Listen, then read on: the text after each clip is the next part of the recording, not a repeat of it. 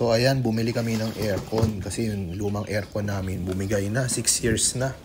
So itong binili namin ngayong aircon ay TCL Fresh In 2.0, 1.5 horsepower. So pasok to sa room namin. So ang room namin is kulang-kulang 12 square meter. So okay na to. Dapat 1 HP lang pero nag-plus na lang ako para malamig. So ayan, kinakabit na po. Ayan. Sabi nila maganda raw tong fresh in dahil meron tong fresh in and out. Ayan yung nakikita nyong exhaust. Yan yung additional exhaust na mag-in and out.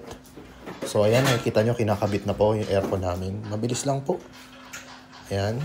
So ayan na po. Yun. Preparing for compressor na ikabit. So ayan. So yan po yung labasan ng in and out na fresh in na sinasabi nila. So ayan na. Nilalabas daw nila yung mabahong amoy at the same time pumapasok yung magandang amoy. So may filter yan sa loob.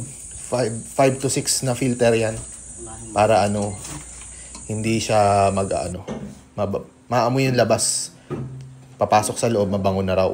Walang amoy. Tsaka ilalabas daw niya yung mabaho. So ayan, tapos na ikabit, tinesting na namin.